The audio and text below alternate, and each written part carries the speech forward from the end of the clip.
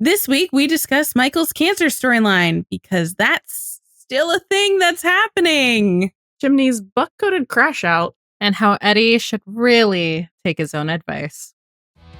Have you ever watched something that completely rewired your brain chemistry? A procedural network drama might not be your usual pick, but it's ours. This is The Buddie System, a 911 deep dive podcast hosted by three friends who have DM'd each other enough character dissertations to earn a PhD in media literacy. I'm Han, coming to you straight from the characters' heads. I'm Sil, bringing you to the observation deck. And I'm Rachel, connecting the dots with my red string. With our powers combined, No stone is left unturned. And no buddy is left behind. This episode brought to you by Complimentary Room Service. Welcome to Dispatch. What's on call this week? Okay, this week we're discussing Season 3, Episode 13, Pinned, written by Nadia Abbas Madden and Juan Carlos Cotto, directed by John J. Gray. The director of photography is Joaquin Cedillo, and it originally aired March 30th, 2020. Oof, what a time. Oh, wow, that was... What a uplifting episode. The dark ages. For the time.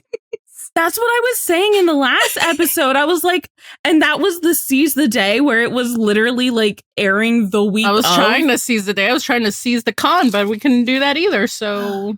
I was trying to seize my refund. My arms around Chris Evans' waist. No, I think by March 30th, I was actually trying to seize my refund because that was rough. Trying to get Yeah. Although it was really... when I got that refund, all of that together, because it was so piecemeal when we bought it, and then I got it all in like one little thing, and I was like, scary. Oh. I didn't actually need to see this. I didn't need to know I spent that much money. You were like, this is embarrassing. I was like, oh boy. Oh. Rate your calls of the week. All right, so we have a couple calls of the week. The first one is, anyone got a spare arm? Where Boo. You guys don't understand how I live for this, okay? Boo. I love seeing your reactions. Tomato. I don't care. So, anyone got a spare arm?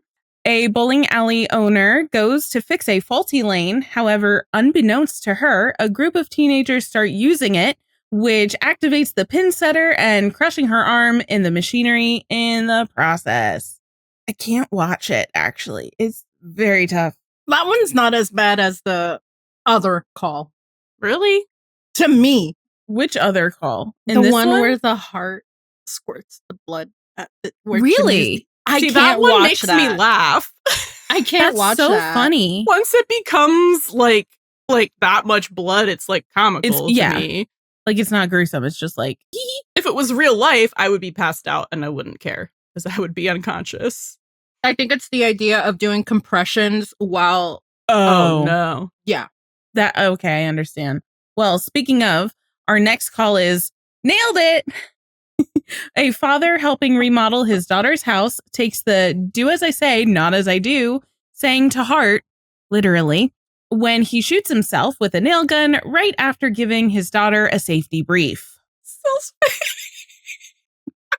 What is that at the literally? She needed a pre-K pause. And our last call of the episode is, talk about being stuck between a rock and a hard place, am I right? Or, how the tables do turn. They don't. That was the problem. They do on the road to... Anyways. They were... The tables weren't rotating, but the I know. Sorry. You just... Is my literal autism brain getting in the way of your joke again? Yes. Okay. Or how the turntables, Office reference. There we go. Yes, that's better. So a romantic evening at an upscale revolving restaurant takes a turn for the worse when a woman gets pinned between her table and a pillar. But luckily, Maddie and Chimney are there and work in perfect tandem to help and are rewarded for their heroism. All right. So who's ready to talk about Stuck to Electric Boogaloo? And for anyone who is watching on YouTube, I have this fantastic shirt Yay! made for me by Han, and it is celebrating all things 204. And I thought it was appropriate. I agree. You made it. Yes, I hope you agree. No, I mean, it's appropriate for the episode. Yeah, Rachel, so they made this episode for you. They did. Specifically. I love it. I've been looking forward to this one. Anything where people get stuck, I guess, trapped. This is... Well, yeah. Yeah. These are all, like, unlocking nightmare scenarios for me. The bowling pin one? Oh, yeah. Not that I would ever be in that situation. No. No, okay, wait. But now you know it's possible. Yes. No. So, yes, the bowling pin one, but also, like, the nail gun. Like, oh, yeah. But it makes me think of, like, a sewing machine. Because I don't know, like, the thoughts just, like, go in my head. Like, what if I accidentally, like, I don't even know how to use one, but, like, what if I accidentally, like, just, you know. Like, sewed your finger to the thing? Yeah! I don't know if that's possible. The good news is that your finger would not fit under it. Okay, great. Yeah. It's just a thought that just, like, comes in my brain, and I'm just like... Just intrusive like thoughts. related, sort of. Yeah. Yeah. Yeah. I think this episode will go down as one of the, like, whenever we do our season 3 wrap, and it's the unlock new fears. I think we will refer back to this episode, definitely. For sure. As for my general thoughts, because we're not, we haven't really thought about it or talked about it. Sorry. As for general thoughts, we have none. Can we be done with cancer? I think that is our general thought. That is our general thought. That is a thought between the three of us that we have. A singular thought shared by one brain cell. Yes. One thought at a time per brain cell. Yeah, I'm kind of I'm not going to lie. I'm kind of done. This is depressing. It's depressing. I mean, is. Yeah. When do we resolve this plot, actually? Do we know what episode? Like the end of the season. Holy shit. I think. Like towards the end of the season. I think so. Sorry, please. Erase my whining. Really? Oh my god. Make sure we like actually put it in slow-mo and zoom in on her face. Yeah, I get that there's no magical solutions to it, but I'm kind of done. Realism? Because I mean, he could get the surgery like a non-dumbass person. Oh, but you know, this is TV. You can't do that. The way he's behaving is... Yes. That's the way annoying. he's behaving is like someone who's been through remission and gotten like cancer actually again. Yeah. He's just like, oh, we did one thing and it didn't work, and I don't actually want to have surgery, so I'm really sad about the thought of dying, but like, whatevs. Yeah, it's just frustrating seeing someone who doesn't want to fight anymore, or it feels like they're not, you know, they don't want to fight anymore. So that's just the frustrating part of the story. It's so depressing. Yeah. But anyway, Madney, they get on their rocket ship. They ignite the rocket ship. Yeah, they do. That's what the kids are calling it these days. They ignite the rocket ship with precision. Please laugh. Listen, that line, every time I hear it, takes me the fuck out. Precision. My actual general thoughts. Good episode. Glad that it almost ended on a positive, and then they had to lead into the next episode. Yep. Oh, yeah. Great cliffhanger. But at least they give you the spicy stuff after they make you cry. Yeah, better than the other way around. Wait, what part did you guys cry at? The Bobby and Michael talk. Okay, yeah. I know. Yeah, okay. Yeah. No, I get it. Anyway, we're just over the cancer, I think. Yeah. And I think we were talking a little bit about this earlier. I don't remember if we were recording or not, but like it is kind of interesting because the way that they're structuring everybody's storylines, it's an ensemble episode, kind of like last week, right? Where it's ensemble, I think in this one we see a little bit more of everybody, but their storylines are still a little like separated. Usually they might intermingle or like line up with each other in Yeah. in a way. But the storylines seem a little more separate, which like is fine. I'm still glad that we got to check in with everybody a little more as well, because again, that's what makes a good ensemble episode. But it is just kind of interesting that it's not like in maybe like the usual way. Maybe it's because of how like where it is in the season, where it's in the like the back half, and they're trying to like build up a little more of how to get from, you know, point A to point B at the end of the season, or rather, I guess like point B to point C. Or maybe they were actually starting some COVID protocols. That too. So like they couldn't have as many people like indoors for scenes. Yeah. I'm not sure. Okay, remind me for next week, because I want to see if I can find some of like the filming dates for some of these episodes. I think that would be really interesting as well, because I know I've read that Eddie Begins was starting to film in like the first week of January. So like COVID protocols for filming wouldn't have come into place yet. But again, because of the block filming, I don't really know how things mesh out. But I think this would still be earlier, because this was airing at the end of March. So like, I don't think they'd really like. Sorry, I was going off of how they currently operate. Just filming stuff and editing it like very shortly before it comes out. I know. So that's why I'm like, maybe that's something that I'll have to look at next time. But yeah. I mean, speaking of which, we're going to get unpinned with the help of the Jaws of Life. All right, who's ready? We're gonna need the Jaws of Life over here. I didn't really find any press articles for this week. I think most of them are going to be next week, because it's kind of like that weird little limbo between the mid-season premiere and like a really big episode, which will be next week's Taking of Dispatch 911. So we can slide right into some interesting production stuff that I found interesting. So this is like my story time hour, and I get to tell you guys, and I'm always excited to share what I find. So yay. Right. Rachel's Wikipedia hour. Yeah. Rachelpedia. It basically is. Okay, so Nadia Abbas Madden co-wrote this episode. I think it's the first one that she's written for 911.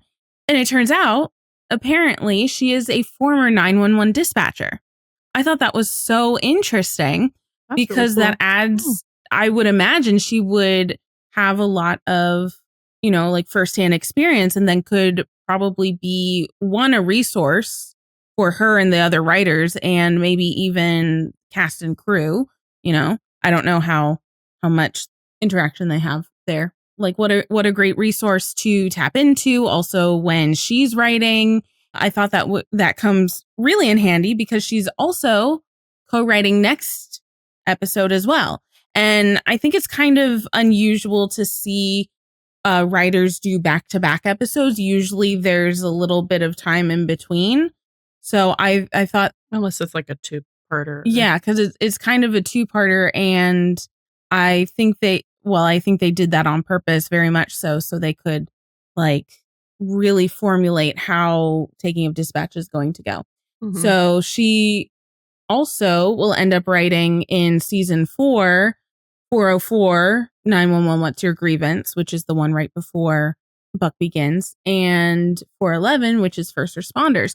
So I do think it is really interesting that we kind of see her knowledge and expertise on display with the episodes that she writes. They have a lot to do with dispatch.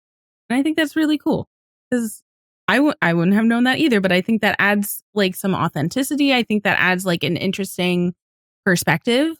Yeah. That is really probably very valuable. And then in addition to Nadia Abbas Madden, Juan Carlos Cotto also co-wrote this episode. We've seen him a couple times. So I've started I love when I can notice like a pattern of what writers tend to focus on with like through their work, and when they get utilized, right? So I was looking at Juan Carlos Cotto's work so far between season 2 and season 3. And it's like, he writes when things go wrong. Like in universe, in the show. Mhm. So like his first episode was in season 2 was Dosed. So like things went wrong because the 118 were drugged. He wrote Broken also in season 2, which was when Dispatch went down. And so I also think that makes him and Nadia Abbas Madden a good team up for this episode. I think there's a different co-writer next week. And then Juan Carlos Cotto also wrote 302, Sink or Swim. And that's the episode that Buck loses Chris. So very wrong there.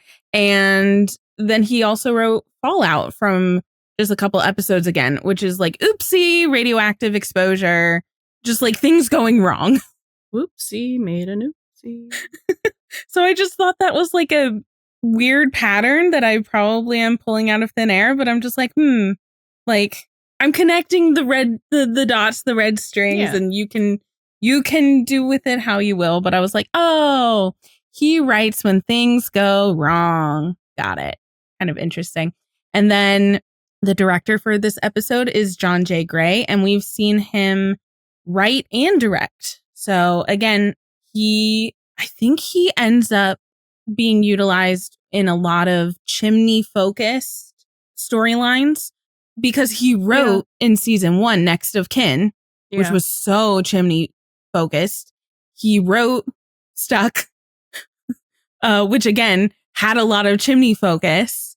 And then he directed 211 New Beginnings, which was very Chimney and Maddie focused. So there's more than I'm listing here, but 816. Yeah. 211 New Beginnings, 706 There Goes the Groom, 816 The Last Alarm, which like you said has a lot of Chimney, and 818 Seismic Shifts. So just very like Chimney focus. Chimney and a lot of Eddie stuff too. So I thought that was kind of interesting. I'm going to probably talk about him and later on as well. You're going to prepare to be sick of me if you're not already. And then the last little thing I think I have about production is that, so this episode ends on a cliffhanger, right? Everything is, sunshine, rainbows, everything for Maddie and Chimney. And then we leave off on this cliffhanger of Dispatch being taken over. And in the airing schedule, they actually went on a 2-week hiatus after this episode. So that cliffhanger, you were hanging for 2 weeks because the next episode comes back on April 12th. So, and this episode is March 30th. So you were hanging for a little while. Oh, so they're, what is it? Like there's mid-spring hiatus was like from March to April. Okay. That's pretty early. Interesting. Okay. Yeah. And I don't know why, but I just thought that was interesting. I kind of really like when they choose to go, well, except in season 8, when they choose to make cliffhangers happen right before a break. I think that is a good way to use the airing schedule. Just generally speaking, it helps the suspense build. Yeah, I mean, that's what I think our past trauma has done. They like to use their right before a hiatus. They like to give us a cliffhanger. Any hiatus, even the summer one. I know. Any kind of cliffhanger. And it's not usually like an actionable cliffhanger. Like for the longer hiatuses, it's more of like an emotional one. But like for the smaller ones, like this just 2 week, it's like, oh no. I'll just point out a couple little like parallels and foreshadowing that don't necessarily have to do with Stuck. I'll do that later. But for parallels, this is the second time we see arm trauma in the third season, because the first one happened in 303 when Athena met up with the 133 captain, Ronnie Cooper. Yeah, so just like a weird thing. And I checked and it was not Juan Carlos Cotto who wrote that episode. He wrote the one before, but I was like, it was going to be really weird if it was both. I was like, what kind of like Star Wars thing are we doing here? Right. I think it's also a little bit of a parallel to like Buck and Athena, taking point with that a little bit. I don't know why. It's probably nothing. And then getting stuck kind of prevails as an Eddie, Chimney, and Maddie motif. I think those are the people that get focused on this kind of storyline, this kind of trapped, stuck concept the most. And then for some foreshadowing, it's pretty obvious because it's done very purposeful. A little line that Josh says when he's talking to Maddie in the break room is that he thought he saw his date who assaulted him, Greg, I guess. I don't know that we learned his name in the other episode, but he swears he saw him right outside of Dispatch the other day and a couple days before his chiropractor. And Maddie just like dismisses it as, him in the jumping at shadows phase, but like we know, especially because of the end of this episode, no, that was probably real. And so also foreshadowing when Maddie says that she's not ready to say I love you, and how she says it at the very end to kind of alert Chimney and be like, something's not right here. So those are very obvious things. It's basically, I think they were included as a Chekhov's gun earlier in the episode and then come to fruition later. So short-term foreshadowing.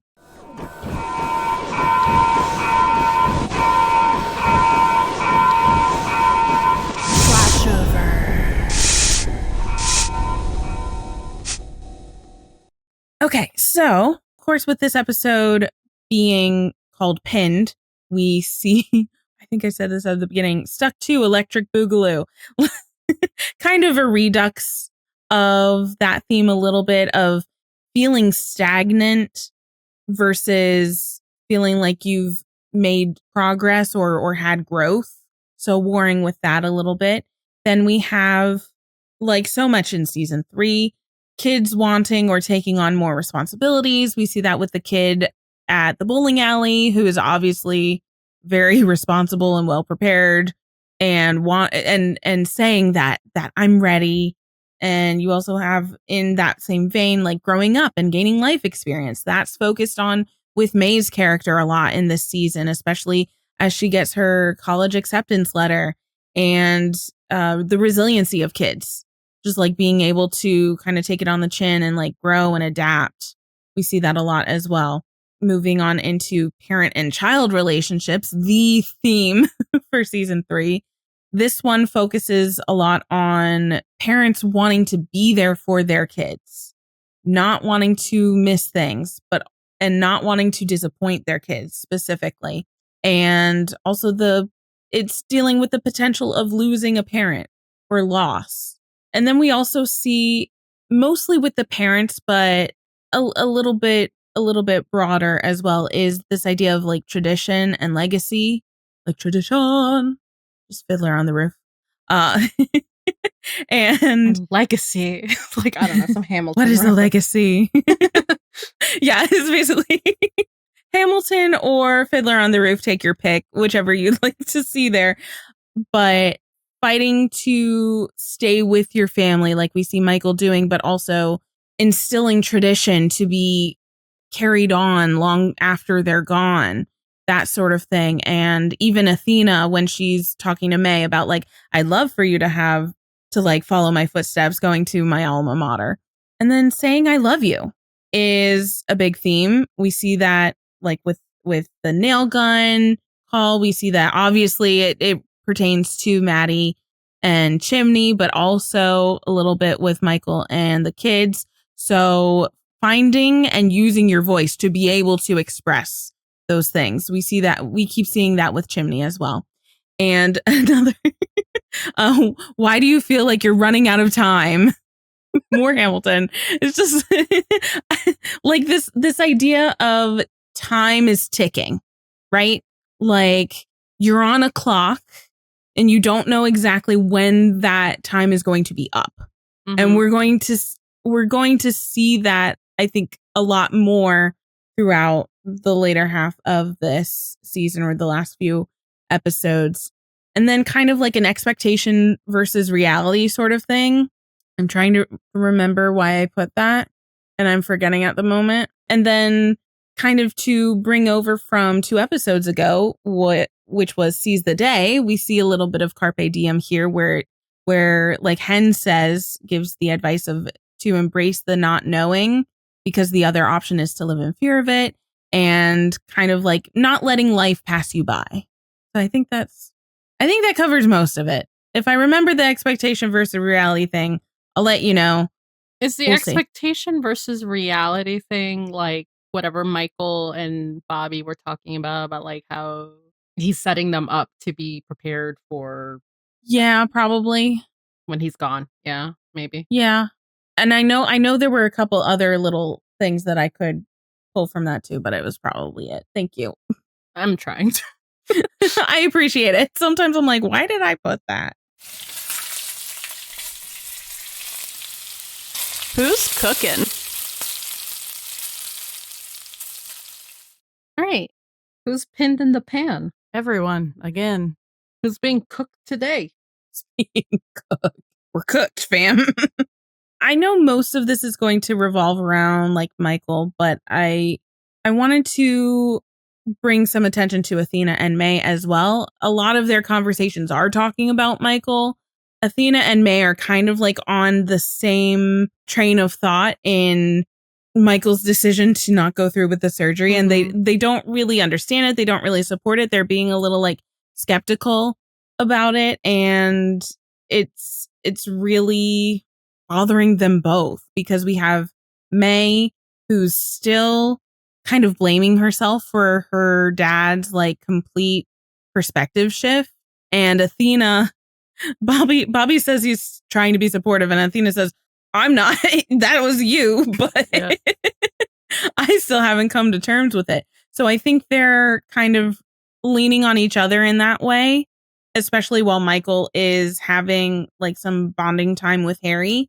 So they also get to like try to celebrate May's acceptance into USC amidst all of this like really kind of bummer of a situation, to put it like really lightly.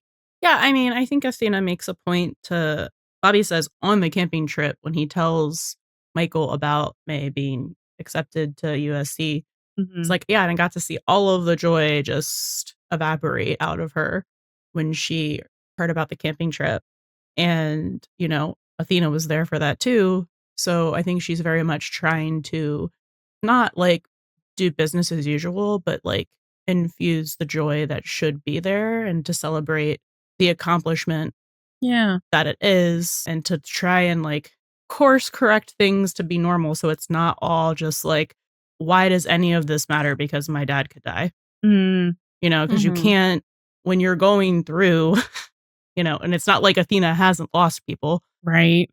And when you're going through potentially losing someone or losing someone, it's like you have to remember to live and enjoy things in life and not just, well, none of this matters because this happened or this could happen. So I think she's trying to really make sure that, like, you know, her daughter is still being 17, 18 years old and enjoying and celebrating the things that she should.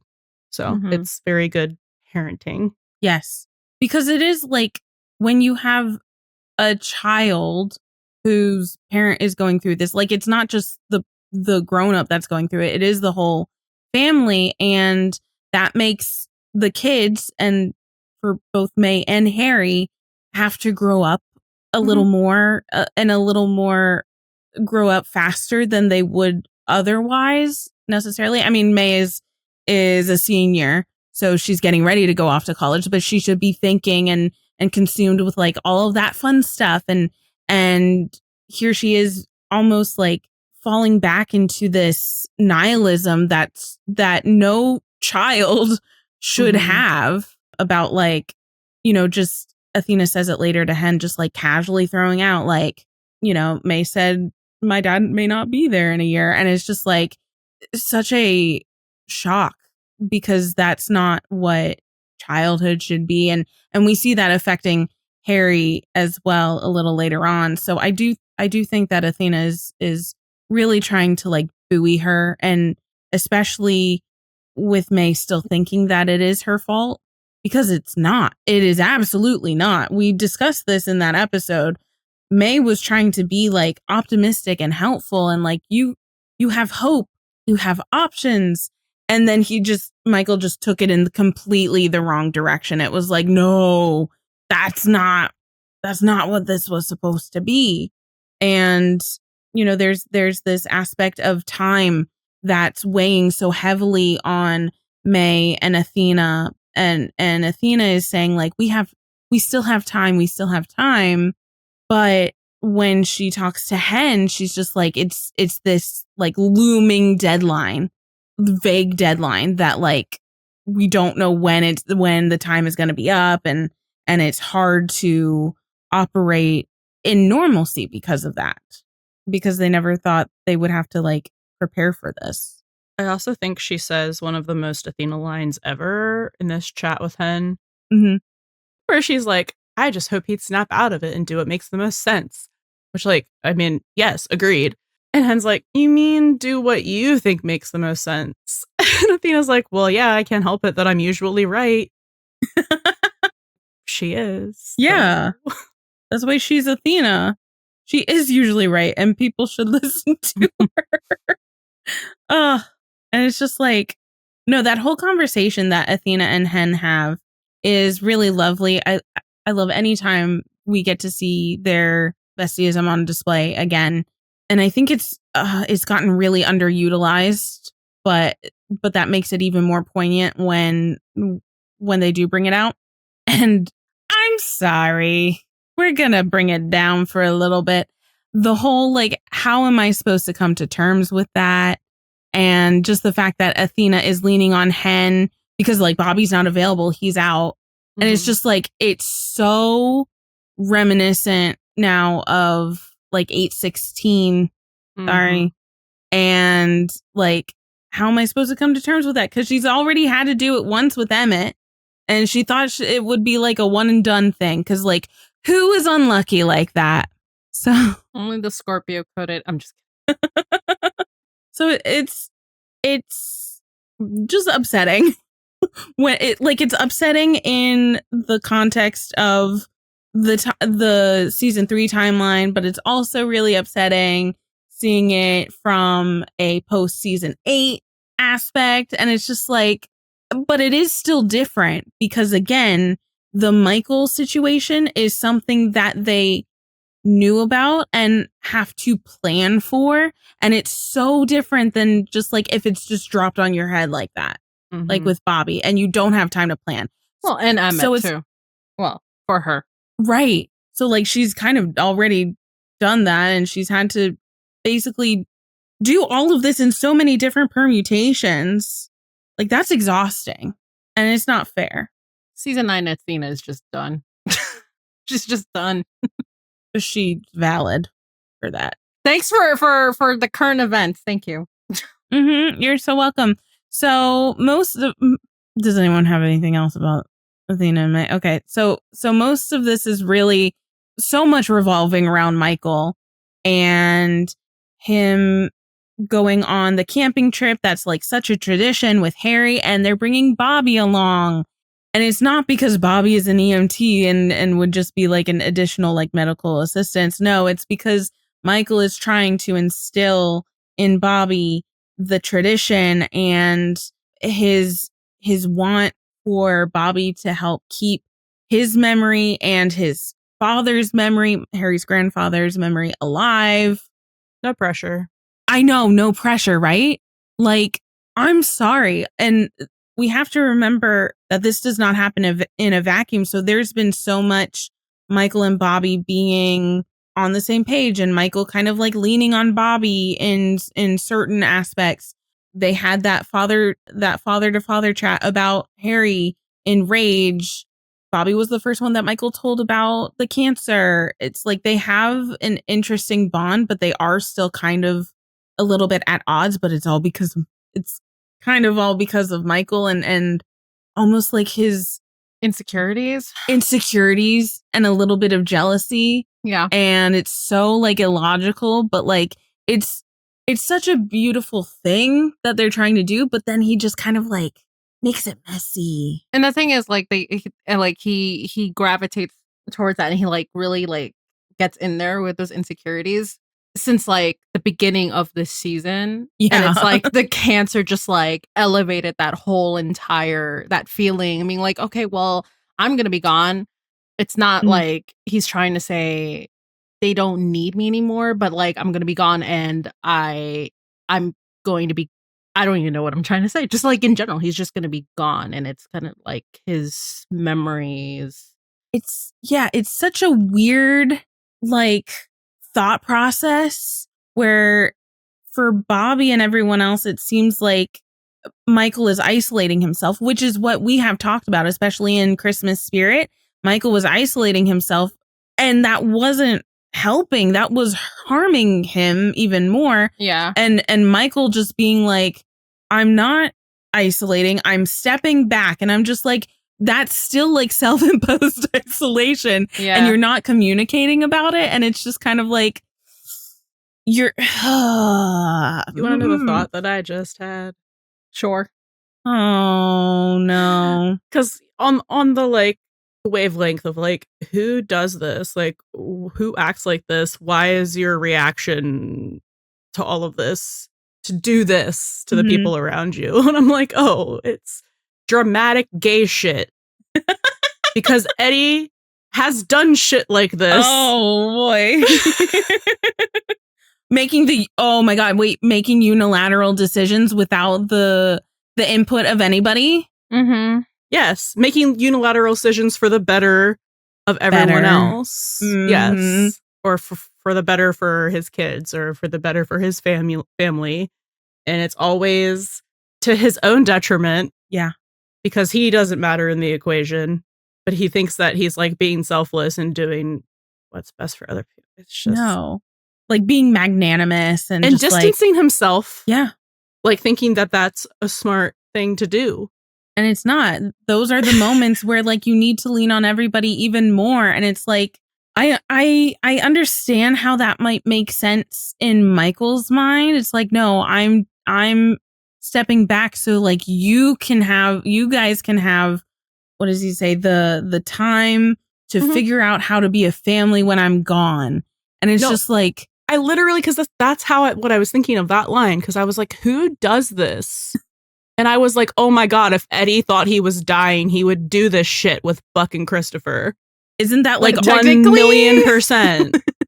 Technically, he already did it. Yes. He literally went through the thought process and he was like, okay, so if I die, I need to make sure that my kid's taken care of. Put him in his will, didn't tell him about it, because you don't want to upset people by bringing up the fact that you're thinking about how it's likely you might die. And then when he got shot, he was just like, well, Buck's okay. He said so. So everything's fine. Oh my God. You're right. It is the same thing. Anyway, sorry. No, don't be that. It's crazy. It actually is a little crazy. These crazy gays. I gotta start looking at the Michael Eddie parallels more. Yeah, actually. Yeah, because they never interact, so you don't think about them. Mm-hmm. And it's the same thing with Maddie. But like, I know there are so many direct parallels there because we know about like her history a lot more, and that lines up with Eddie's. And that's why they couldn't have them interact. But like the actions and the thought process, the cognitive dissonance. Mm-hmm. Yeah, and it comes from someone who probably for both of them, they feel this weight of responsibility, right? This isn't even them like giving up the responsibility. It's or like shirking off the responsibility. It's like integrating it even further, but also like making other people responsible too. And it's just not, I don't know if that made any sense, but like the way that Michael got so pressed about Bobby and Harry going off to like take a little hike and look for some spots for the tree. And then it's just like 2:14 all over again when they had that big blowout argument about Harry hiding over at the fire station. Mm-hmm. It was Michael's insecurities again, just like he is a master of projection, and Bobby is always in the crosshairs, and it's so sad because Bobby's just trying to like literally be supportive. And he's the only one. Bobby is the only one who is actually trying to be supportive, because everybody else is just like, I don't like what you're doing here. I don't agree with it. And Bobby's just like, what do you need? I'll be what you need. You just have to tell me and stop getting angry at me for doing what you wanted me to do. Like literally, like Michael was taking a nap. What were Bobby and Harry gonna do? Sit around? No, but for real, I mean, the guy is literally winded. Like, you needed to take a nap. You can't. You have a brain tumor. You weren't going to be able. It's not even just the brain tumor. It's that he's undergoing radiation, which is putting literal poison in your body. And he's taking a chemotherapy drug as well. Yes. Which has side effects, even if it's like an oral pill. Like, yes, chemo and radiation just fucking destroy your body. Like, they're destroying the cancer, but they also destroy your body. So, like, there's a lot of side effects, and a lot of those are like what we see, like the fatigue and the fatigue and what was like the I don't know, like the numb hands, but just like feeling weak and like that kind of stuff. Like that's pretty. How is he typical. gonna hike all around the woods? He's so for real. That's why everyone was so worried. Yeah. That is why everyone was so worried. And it's also Michael kind of deluding himself into thinking that it's all going to be like it always is, because he's so scared and nervous of things not being how they are. And I think that's really the root of why he decides to not do the surgery, because he's like, well, I don't like the what ifs, so I'm gonna like... Yeah, but it's like he's doing stuck. The same... He's still running a lot of risks doing what he's doing, because it's like he doesn't like the risk of it affecting his memories. And it's like, but you're still talking about how these memories are going to be lost, because it's a very much larger chance now that you're going to be gone. Yeah. And you can't make a lot more memories because you have way less time now. It's not like, oh, I'm living my life to the fullest with the time that I have left. No, because you're still undergoing treatment and therapy that is making you unable to do things. Exactly. Like, it's... Michael said he was going to keep fighting. I know, because of his conversation with May about hope and options, but that's completely falling flat, because the way he's operating is so much still like planning for his death. May had that conversation with him because he was, updating his will, and he was planning for all of these things, and she's like, no, there's still hope. There's still options, which is like how you should go into thinking about things. But he's saying like, oh, I'm operating off of that. And this is why the point went totally over his head in that conversation, because he's still operating in that same way where he's planning for his death and not living really. He is not living La Vida Loca. No, very not. You benefit from watching Shrek 2 right now. Everyone would benefit from watching Shrek 2. Like, Grant family movie night. Oh my God. For real. And it's just like, he is operating in such like, again, a nihilistic way almost. Yeah. And he needs that perspective shift. And that's one of the reasons why it's so inane, like, that he decided not to do the surgery, because he's still operating in that same kind of like vein. So he is also really stuck in his own mind prison, and also bringing down everyone around him a little bit.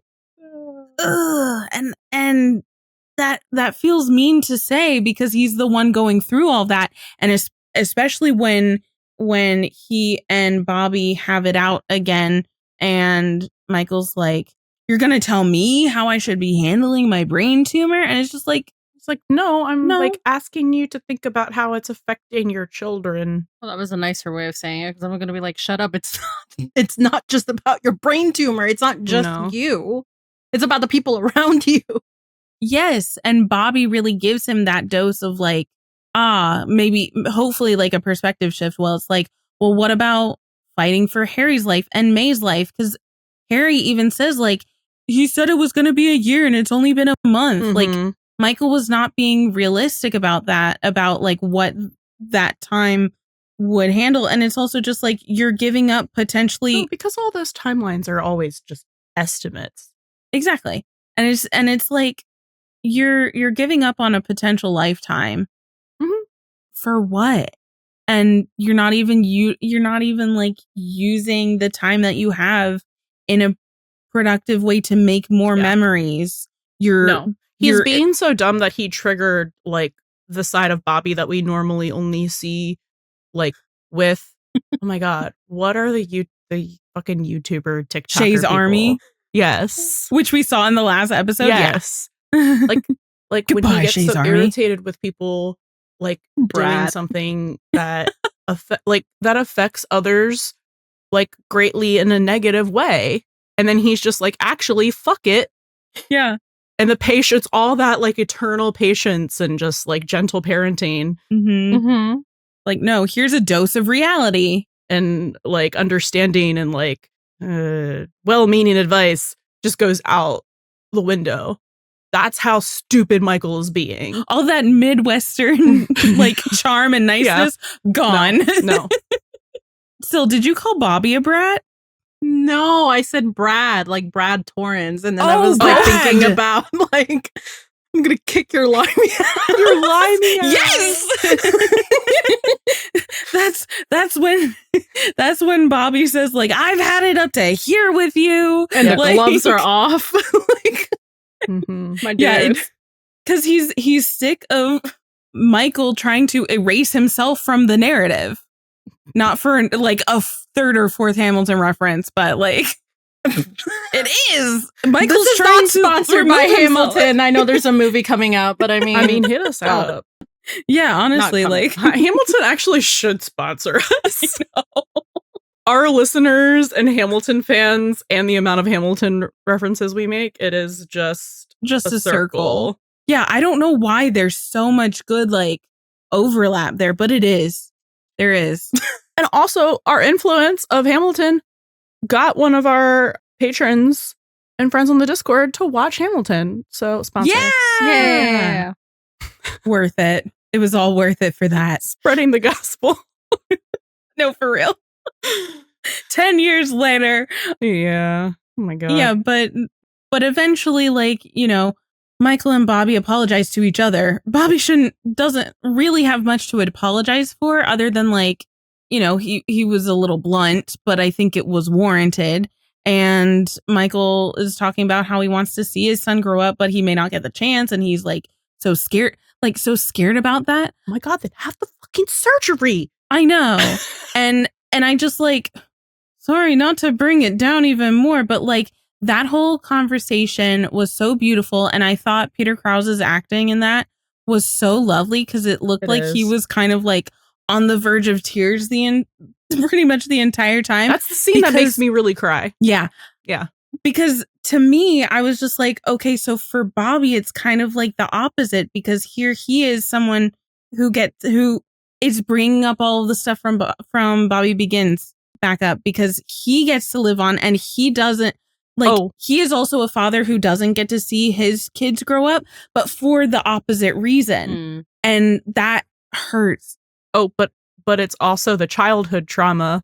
And the childhood trauma. It's the childhood trauma of the stuff that we learn in season 7, like backwards, right? Where it's like, I didn't even link that. So he gets to live on, but he doesn't have any family traditions to pass on because his dad was a piece of shit. So it's like he's listening to these memories of like this man who he loves and respects and like thinks is, you know, a great father and probably deserves to live more than he does because that's how he thinks. And is like, you know, he has all of these wonderful memories and he's such a good person. And like, he's just like seething in like guilt, probably. I think some guilt. I think some, but also I think he is able to really understand that because of, or that, in a different perspective. Even though it is in a different way, but like for Bobby, he never got to have any traditions passed down to him, but he also never got a chance to really make any with his family. Yeah.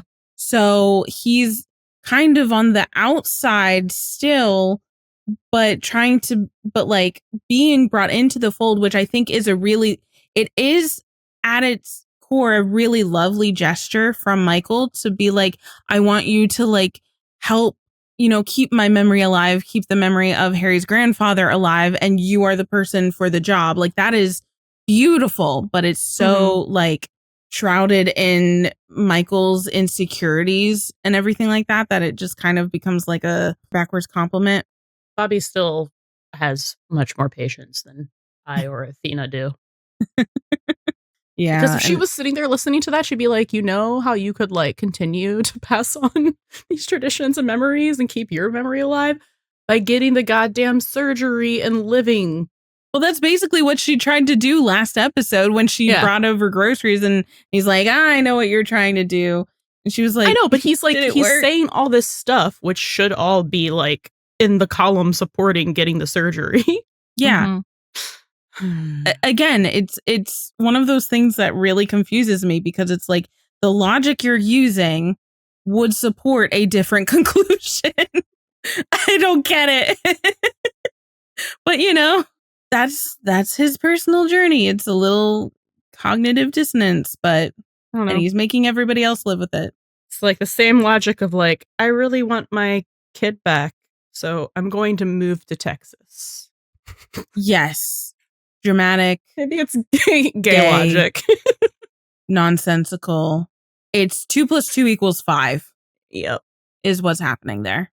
So, I mean, it ends on a lovely note, but ugh.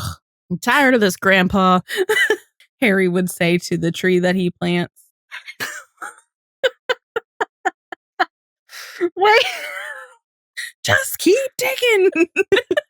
That's too damn bad. Wow. Anyway, can we get back to politics or the fun shit? Yes. Please. Okay, so Chimney and Maddie. Ooh la la. Okay. I have to say, it became very clear to me in this episode, because I haven't watched the like Albert and Buck roommate era in a long time. Yeah. But it becomes very clear to me why they get along. I was reminded in this episode, I was like, oh. Albert is just Buck 1.0. Yeah. Yeah. And they're just like both like well-meaning, but kind of just stupid, relationship stupid. You know what I mean? So it's like the stuff that he's saying to Chimney is like out of love and concern, but it's like, you actually shouldn't know about your sibling's sex life. He just wants to know Chimney. And Chimney says that. He's like, you weren't supposed to know that we were banging 3 nights ago, actually. That was in private. Like,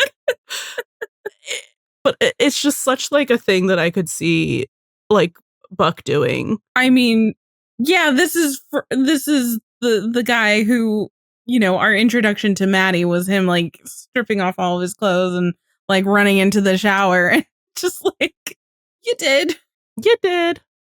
Yeah, so just like, I guess touching on Albert for a minute, who is such a fun addition. He's like sowing his wild oats. He's 20 years old.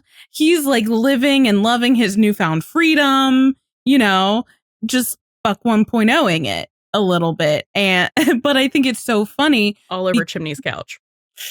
Yeah, I hope he disinfects that. That's a little awkward.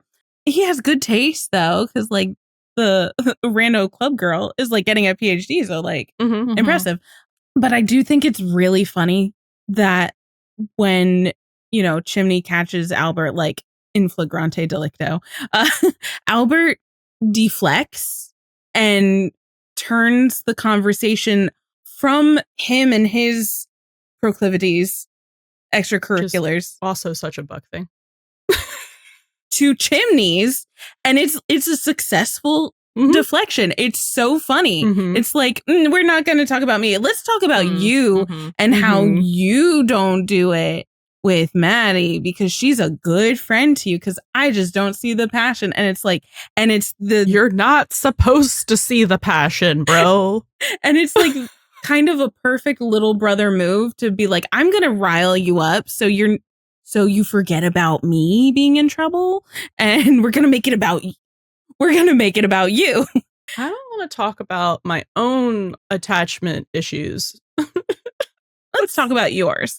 Let's talk about yours. And the most awkward way possible. Yeah, because like what kind of like wisdom does Albert really have in this kind of situation either? Like I don't think it's that much, and it's just so funny. That's what I'm saying. Well-intentioned, but he is relationship dumb. So it's like, actually, you just should keep your mouth shut. Like, none of this is helpful. It reminded me of like in season 1 when Chim was like, yeah, so I proposed to Tatiana and this is how that went. And like, apparently she cheated on someone and she has like commitment issues. And Buck was like, did you suggest an open marriage? It's Harry Potter. Yeah. It's not helpful. No. Well-intentioned. Well-intentioned, not helpful. But actually, it's funny that you bring up Tatiana, because it is like, it's also funny, just like a very light stuck reference, that once again, Chimney is confronted with other people, quote unquote, surpassing him. Mm-hmm. And when it gets pointed out, he feels all of a sudden like he's stuck in one place, that everybody else, like the world is moving past him. He was totally fine with how things were going. Well, mostly, or he was content enough. But once someone like brings it up and like kind of puts a spotlight on it, then he's like, I feel insufficient and insecure a little bit. He's like, oh wait, am I not where I should be? Yeah. He starts comparing himself to where other people should be. And it's like, when people make him self-reflect, because I don't think he naturally does that. No. Another Buck and Chimney. Buck have in common. They have to be prompted to self-reflect. And then they always do it in like not a productive way, actually. It happens in a spiral. Yep. I mean, and this is what sparks the spiral, is Albert pointing out like, oh yeah, Maddie's such a good friend to you. He knew that was gonna like really, really get him fired up. And he's like, Albert says, I see the friendship, but I'm just not sure I see the passion. And Chimney's just like, there's passion. It's not like he can have passion on his couch right now. It's where Albert lives. Yeah. It's just how like defensive he got, and like also trying to prove himself in his steady, sturdy, long-term relationship to a 20-year-old who's, going out every night and is kind of like, again, sowing his wild oats. Those are very different places in life to be, right? Not to say that one is better or worse than the other, just like they're just very different places. And I think that kind of leads to Chimney, again, self-reflecting because he was prompted to do so. It's like when he's talking with Hen and Eddie in the locker room and he's like, am I happy? He has to like crowdsource. He's like, I thought I was happy. Am I though? Like Albert may be right. With Eddie? Oh my God. Save that for slow burn. What are we doing? Sorry. Follow your own advice. No rules. Bro. Yeah, it's like, yeah, it was totally fine. Like we were doing super well. And then Albert all of a sudden points this out, and he may be right that like we're not lighting the world on fire, and maybe we need to, but like we're not. Maybe you shouldn't actually, because you're a firefighter. I feel like I know. It's like why are we using like all of the quintessential like igniting, set the world on fire? It's just like sparks and everything. It's like you're a firefighter. You're supposed to put those out. And also, I just thought it was so funny because like Eddie's face. Oh, the face journey he was on this entire. Yeah. Okay, we'll say it's not even a conversation so much as just like Chimney just thinking his insane thoughts out loud to a crowd. Yeah. Yeah, but just like having the Chimney's words wash over him, and he was being like, what are you talking about? but also a little bit of like, we're not exactly lighting the world on fire. And Eddie looks like, who needs that? Like, who does? Like, you don't need that. Come on. Like, that's not necessary. Yeah, that's a slow burn conversation. Like, yeah. Sorry. Okay, so anyways, face journey. And then Hen chimes in. And it's really funny because she's like, oh, the dreaded C word. You care about her. That's not how you're supposed to feel about a significant other. And Chimney is like, well, I do. I care a lot.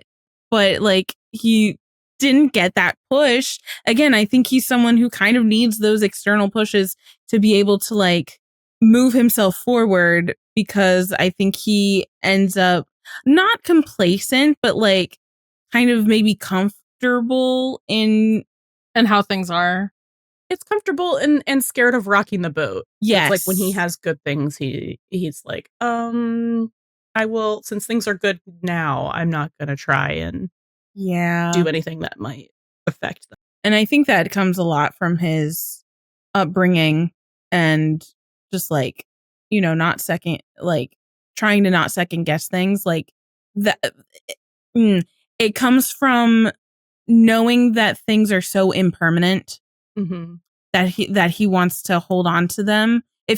I think Chimney believes that if he wants to hold on to something, he can't let his desires or his needs be at the forefront, because then they'll go away. It's the abandonment issues. It's the abandonment issues. I was like, I was working through that. It's just the more Buck parallels. Yeah. Yeah, because things, people don't last, or people don't stick around in Chimney's personal history as well. And I think we also see that we see him verbalize this when he and Maddie are on the date, just to skip ahead, going back and forth. And he tells her that like, he doesn't want to push and he doesn't want to make her uncomfortable, but he's also kind of like uncomfortable because he feels like he has to hold back and he doesn't really want to, and he doesn't want to scare her off. So yeah, I think it's him like not wanting to rock the boat because of his abandonment issues. And he seems, back to the locker room, he is almost like trying to convince himself that like Maddie feels the same. But I think he knows deep in his heart, and that kind of scares him because that's change and he has to adapt to that. And Eddie is the one that kind of like pulls him aside and says like, you know, tomorrow isn't promised to anyone. So if you love her, tell her. So he gives Chimney that little like encouraging, you know, it's okay to rock the boat in this sense because you might end up someplace better, even though that's not usually his experience. But no, but it's also the dead wife effect. Yeah. Oh, yeah. Especially after meeting Anna in the last episode. So like it's very much on the surface of his mind, but we'll talk about Eddie a little later. I do think it's really sweet that Maddie is on her own little spiral about the date, because she's like, he's going to break up with me. He was really serious. It's just like, no. I think she like ruled that out, but she was weirded the fuck out because Chimney sounded serious. And like, I would also be weirded the fuck out if my never serious person was suddenly so serious. All of a sudden was like, we need to have a serious conversation in a because like in my experience, anytime there's a serious conversation in a restaurant, it's not been great. It's almost like the Grant family meetings. PTSD yes, that's what I'm saying. Yeah, she's a little freaked out. I think she's put at ease pretty easily because she always is with Chimney, and he's not smooth, so he just blurts it out. So she immediately like knows what the conversation is about. He's not like talking in an awkward roundabout way or saying things. Never mind. I have to stop talking about Eddie. No, I think him accidentally leading with the I love you does so much to put Maddie at ease, because and I think that is part of why their communication styles are so well suited for each other, because it kind of gets the anxieties out of the way. I mean, kind of by accident, but it kind of works for them, right? Like they're not stewing in like, what does he mean? What is he trying to say? It's just like, it's out there. It's in the world now. And I love seeing Maddie's reaction to that. Just kind of like the words of Chimney saying I love you like wash over her. And Jennifer Love Hewitt does such a lovely job with this. Like her eyes just like start, like glimmering and just like with the emotion of it all. And I think that's important because Maddie can't express it in words, but she can express it in actions and how Chimney makes her feel, which is really lovely. And I think also totally understandable why she can't say it. Yeah, why she can't. I think it's totally understandable why she maybe is not allowing herself to say it because of everything that it drudges up for her. And she wants the words to have the meaning that they're supposed to have. And they didn't when she was with Doug that eventually. And she's waiting to reclaim, like she's still so much more healed after her exposure therapy with Frank, but she's still like waiting to reclaim that a little. But this is also just like such a good, like self-aware, like I am not just going to say a thing until I know that I can say it from a fully healed place that is good for me. Like I'm not just going to say it because it's what I'm supposed to say. Yeah. Or because it's like obligatory to return that. And that's a really healthy like perspective to take. Someone, Michael, should take some lessons from Maddie. And I love how Chimney is so understanding after she explains why she can't say it in this moment, like what saying I love you means to her in her current headspace. But yeah, no, it's very endearing and it's very like, again, I feel like I said this before, but men take notes after Chimney for real. Because like it also shows then how, like earlier some of his insecurities were showing through because he's like, the world is at the beginning of the dinner, like the world is passing them by. And he's just like, I feel like I should be at this point. But once he actually speaks from the heart, it shows how healed he is too, and how secure he is in himself, and specifically his and Maddie's relationship. Because him saying like, I don't care if you never are able to say it, as long as I know that you feel the same and you can express that in different ways. I will say it for the both of us. For both of us. And I think that's like, it's so beautiful. Yeah. Yeah, that part actually made me cry too. That part, and like that's one of my favorite parts. And triggered when she was like, also joy. Oh my God. Yeah, I'm talking about that later. And then I started crying more. I know. I was like, just like they really are a joy for each other. They are just like, the things that Maddie says that Chimney makes her feel happy, safe, a million little things, joy. It's just like, and you can. That's better than I love you.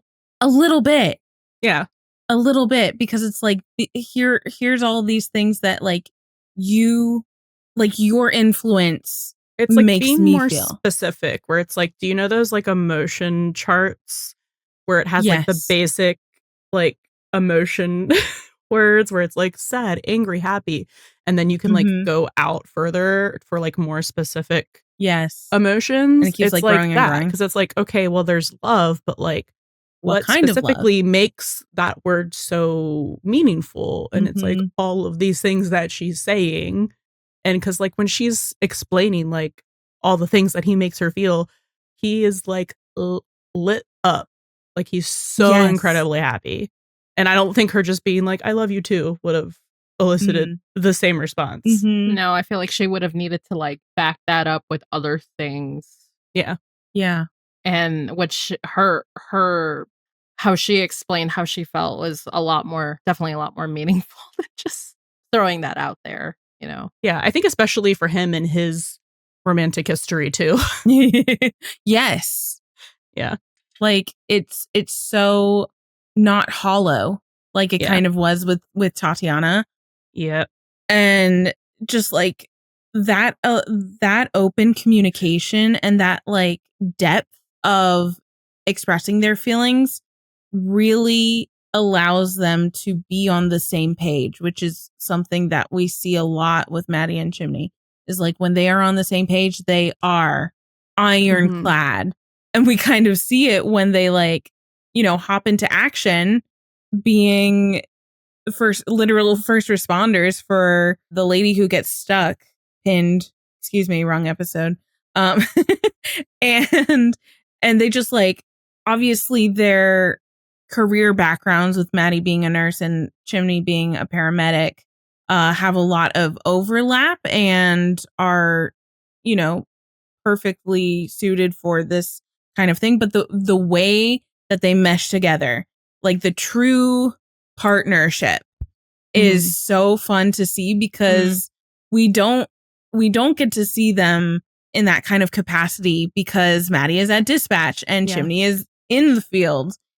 And Chimney, or does Chimney say that? Like he's never seen her like that before. And I think that's really sweet, because it's just like, it shows how they work so in sync with each other. And that's because of how open and honest and communicative they just were. Like it leads to that so effortlessly. It's so cute. It is very cute. I did just want to mention, because I think we skipped over it, so before we get totally past it, just like the inspiration for Chimney to finally bite the nail gun bullet, and yes. I approve. Confess his love, you know, was the like the call crime scene. Oh my god, yeah. Forgot about that, sorry. Where, you know, the dad is like actively, well, he's not actively dying, but you know what I mean, like he has a nail in his heart and he needs the fluid to be drained out from around his heart or he will die. And his daughter, he was like so concerned with like being embarrassed or like not being able to live something down, or like looking foolish, right, for his like with his wife, that like his daughter kept saying I love you, and he kept like going on about that. And so like when he should have been concerned about getting to the hospital, he was like, oh no, I didn't tell my daughter. Yeah, I loved her back. And Chim is just like, oh, like you'll get to tell her a bunch of other times. And then he almost died. And that just really drove home Eddie's point. Yeah, tomorrow is not promised. It's like, oh yeah. And again, I think that also, that call also really works for Michael as well. But it's just like Chimney really saw like, okay, he's not gonna let, you know, the world pass him by anymore. So he's kind of gonna take the reins a little bit, and you know, the driver's seat instead of passenger seat. I don't, mixed metaphors, weird. That got away from you. Sure did. Anyway, that was all. I just wanted to touch base on that. So Chimney is taking charge. Yeah, he sure is. I wasn't even talking about like the Bound Chicka Wow Wow stuff yet. I was gonna say like he was taking the next step, and we know Chimney likes to take things slow, so it looked like it was gonna be a proposal, but he takes things slow. So he was just gonna offer her a drawer, which is hilarious. That is so funny because he was phrasing it like a proposal. Yeah, yeah, or like because it was a big step moving for in. him. Yeah, it was a big step for him. Well, for both of them, you know, because they're taking it slow, so that's a big step. It's really cute, and then they did laugh about that later. And the way they were so on the same page that she didn't even think that was remotely what was happening. Yeah. She was just judging the other people. Which, and it was so funny because she started out like, oh, I can people watch. Like, and then she actually was doing it. Yeah. No, she was serious about it. Yeah. It's like the stakes of the conversation got lowered once they admitted how they feel about it. So then she could relax. So she was like, and then she was like, oh yes, I can watch other people judge people out of my me. peripheral vision now. Yeah. It's so cute. So anyways, they saved the day, And boy, are they rewarded for their efforts. Woo. It really did it for them. Competency. Just being partners, being in sync. Mm-hmm. Working together. Mm-hmm. Saving the day. I always forget about this scene for some reason. Why? It's so cute. I don't know. I think I forget about like the semantics of the words, of like how spicy it is for them specifically. I remember that part because she's like your precision, and I was like, oh no, you're good with your hands. Was it that one? Yes, she was like, you're so good with your hands, very precise or something. Hold on, let me find it. I think that's what it was. That is what it was. Good with your hands, yeah, very precise. Oh, I'm all about precision. And then they're like about to like start macking on each other, and then no, the manager comes up and is like, can I repay you with anything? And they're like, yes, a place for us to bone so we don't have to go home. Thank you. No, I love how Maddie, so like the manager's thanking them, right? And Maddie's like, I don't really know what she says, but she's like, sure, or something like that. But like the way she says is like, yeah, she's like, it's a dismissal. Yeah. Well, because the hotel manager just like came up and interrupted their moment. Yes. Their foreplay. It's the attitude that I love about it. Yeah. Mm-hmm. No, she's like, yeah, not a problem. Get out of there. Leave. Yeah. You're interrupting a moment. A very specific. It's so funny because you both like were talking about that part of the conversation, and like my brain just didn't think about that like layer of it. Wait, what? Like I knew like my brain was taking it as like way too literally for like, oh yes, they're good because medical stuff. Oh, Rachel. And like I knew the tone. I knew the tone that they were saying it was very like, but like brain did not equate that to anything. Oh, hands else. And precision? You did not? Okay, got it. In the tone of voice with the look. All right. Like I knew it was being used as euphemisms, but I didn't actually like this is gonna fully connect the dots. I'm sorry. How many fanfics have you read where they talk about people's hands? You would think for all the times that I've watched this. Oh my God. That didn't actually occur to me. I would just like to be very shallow for a moment and request that we have more shirtless Chimney scenes. Yes. They were whoring him out in season 4. Thank you.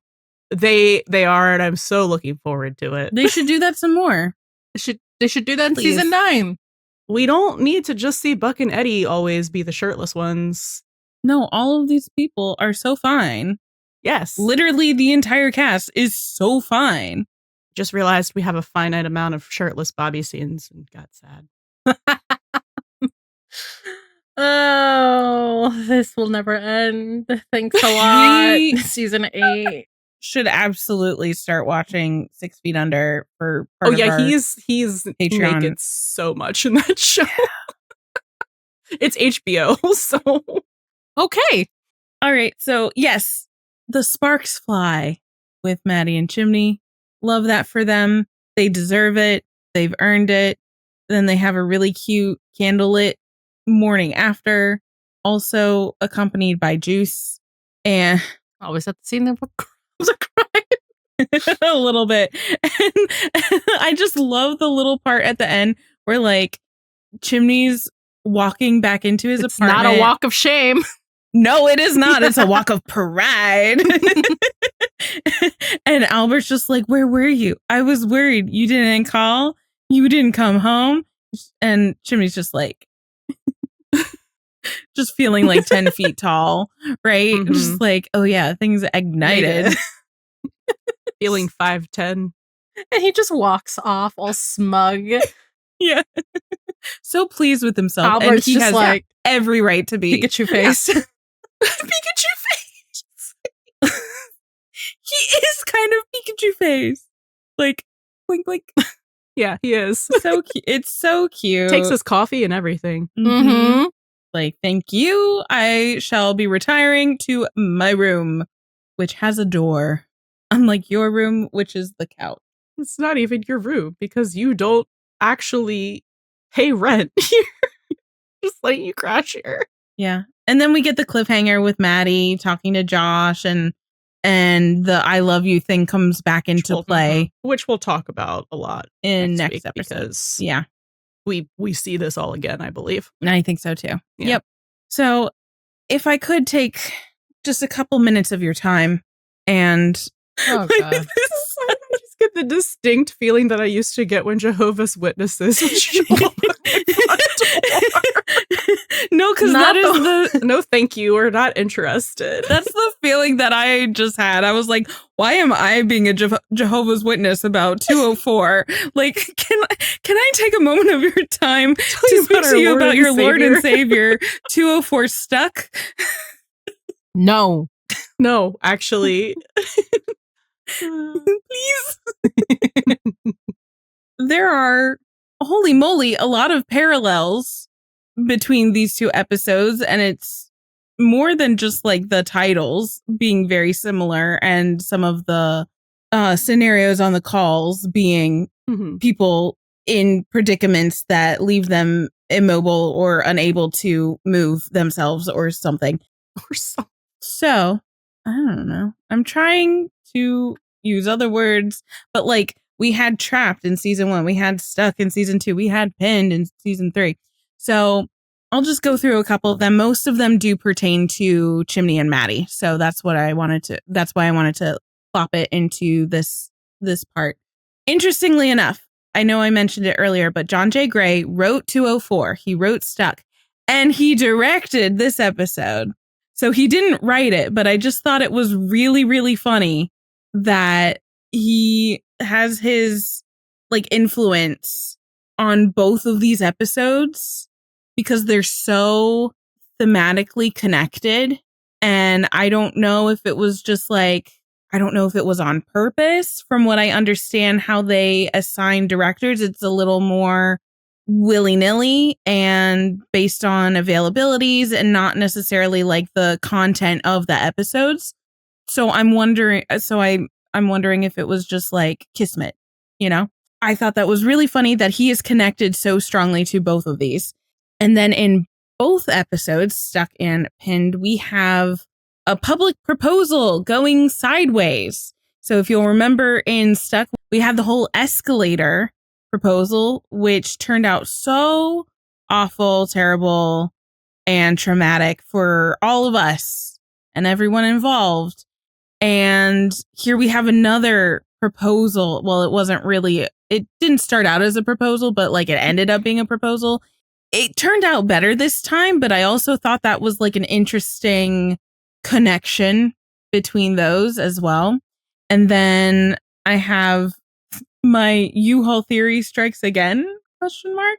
Because in 204, Maddie was ready and planning to move out of Buck/Abby's apartment, and Chimney was going to give Maddie a drawer, but it seemed like it made it seem like they were going to like want to move in together. So something about taking the next steps in literal like moving in that way. And then in both episodes, we have Chimney again feeling stagnant, like the world is moving on without him. In Stuck, that's the one where he runs into Tatiana, and that's when she's like super pregnant and they kind of have their closure. And when she goes into the elevator, he's like, I'm going to wait for the next one. And that was obviously the significant thing. His next significant relationship would be Maddie. So it's another like significant relationship milestone with Maddie in this episode as well, in both of them. And also in 204, that's when Chimney kept the details and all of the memory of the rebar accident to himself. And we find out that he remembered it all, but he kept it so under wraps and he didn't talk about it because it was easier to not talk about it. And in this episode, him finding his voice and expressing how deep his love is for Maddie and how uncomfortable he was in holding it back. So like him being free enough to say all of that is really nice and shows like growth from there as well. So I specifically with Chimney and Maddie, I think there's some stuff that you could also pull for Eddie as well. If I remember, I might pull some of that up, but I just thought that was really cool. Like there's so much connective tissue between these two episodes from like story wise, but then also crew with John J. Gray. I think I'm just like, hello, John J. Gray's #1 fan. If that's not weird. He's always at the scene of the crime. Mm-hmm. Him, Brad Bucher. We haven't other people. had a Brad Bucher episode in a while. No. I miss him. I had to start borrowing other people. I know. And then I think we were just going to touch on Buck for a couple minutes. Yeah.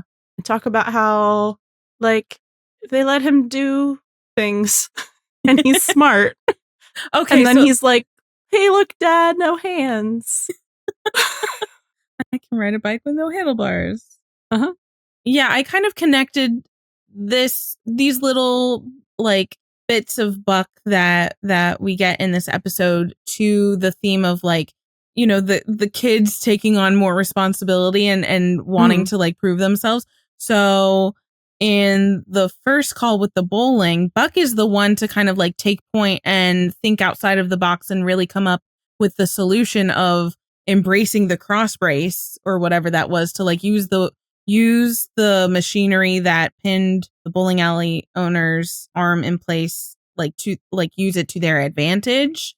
One that's just like peak Buck Buckley, right? Just like thinking outside of the box. That's that ADHD superpower right there. And like it's kind of, you know, illustrating Buck's like kind of growing maturity and in like growing into the job and taking responsibility. And I forget when this is, so remind me if you know when he wanted to be like the interim captain, when he wants to be interim captain and Bobby chooses Hen. 6. That's 6. Okay. It's all mush in my brain. My brain is just mush. So I don't know. It just kind of reminded me of that a little bit. Like this is him like kind of on that path, like starting on that path. And then he like preens under praise from Bobby, which is so cute. And then he kind of is taking point and calling the shots again during the call when they're helping the dad with the nail gun, because at this point Bobby is on the camping trip. So Buck's the one to be like, you know, bring the gurney in here, do this, do that. Kind of like he's taking point on the call. Just like kid wanting extra responsibility to impress dad. That's kind of what I got from that. I thought it was really cute. I also forgot to bring up, sorry, when we were talking about Chimney. No, that's okay. Made me think about it, talking about captaincy. There's a line in this episode because they have like some random guy who is apparently terrible, but not Gerard. Did you say Reynolds? Yeah, I guess. The Reynolds pamphlet. Oh my God. Apologies for all of the Hamilton references. The Reynolds clipboard? Oh my God. Anyways, I'm sorry. What? Anyway. Carry on. They're like, Reynolds wants to do a lineup. I can't believe Cap left us with this guy. And Chim's like, I sure wasn't going to do it again. So anyway, more maybe foreshadowing of that not actually happening or maybe subverting expectations. We don't know yet. What are we talking about? Chimney for season 8, 9 or season 9. Yeah. Time will tell. Well, maybe, you know, since we're talking so much about like his insecurities, being captain that first time was probably a very big insecurity. So maybe we're going to subvert that. Maybe. Redux. Or maybe they'll give us Captain Eddie. That is my hope and dreams right there. That would be really fun to see. I know people hate it. Well, I think people actually have started warming up to it. Oh my God. Sorry. These? Yes. Like I'm doing what is her name? I can't remember her name. Oh. From Schitt's Creek. Oh, I don't know who Oh, that is. Alexis. Yes. A little bit Alexis. David. But she does that whenever she's trying to like get someone to do something. Yeah, she's like, I've watched one season of Schitt's Creek. You've only watched one season of that? Yeah. I watched 0, so You didn't even see the whole like gay romance, which was the whole reason I watched that show? No. You're so bad at following through on finishing shows. Oh my God. I know.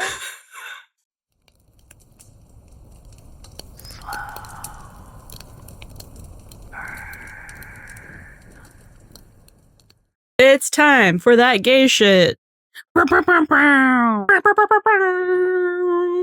Mine sounded more like Blue the Diaz era, like bom bom bom bom. Oh, yeah. And I was like, no, that's not the vibe I'm going for. Where do we want to start? It's the moment that you've all been waiting for.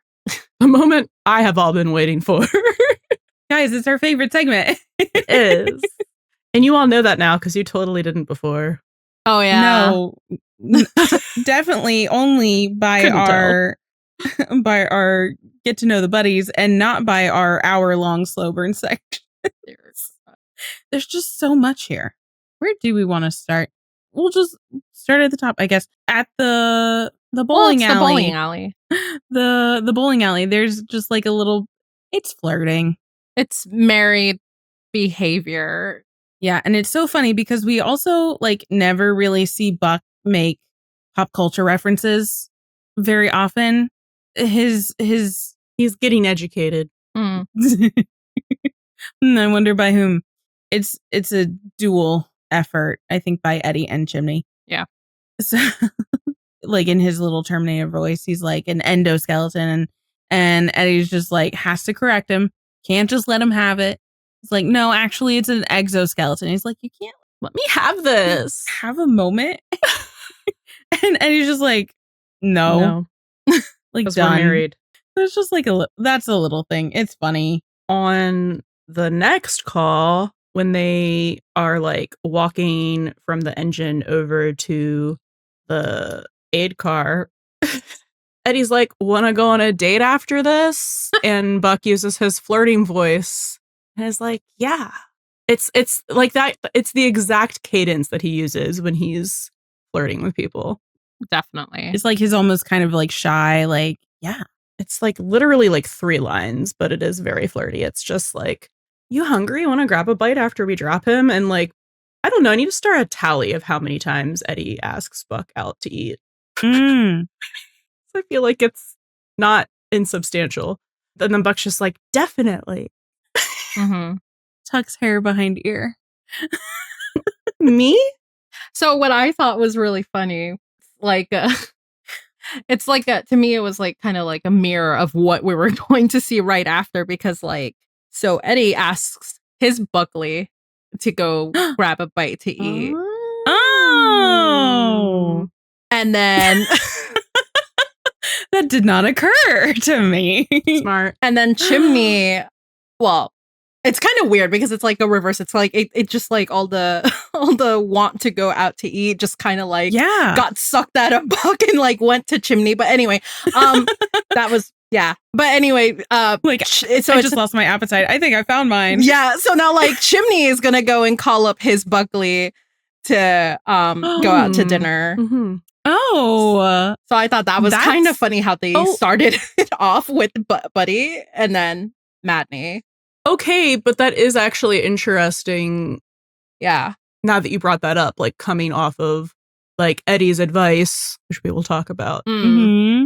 being like, no one's promised. Like, if you feel something, say something, or just like go for it. Yeah. Hey, and then you want to get some food?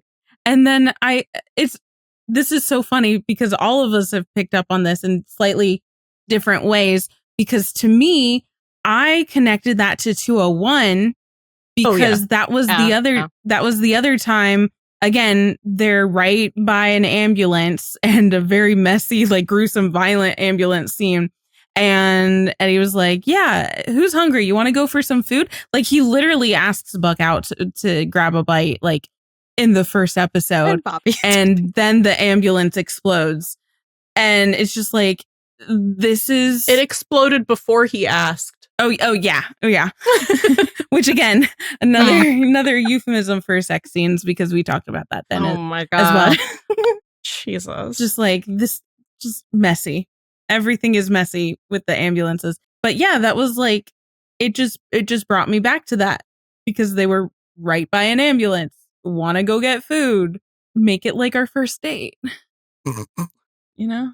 Anyway, I guess Wild. I'm going to talk about, because we're going in a particular order, Eddie's infamous lack of self-awareness or ability to take his own advice. Oh, yeah. Or be aware, I guess.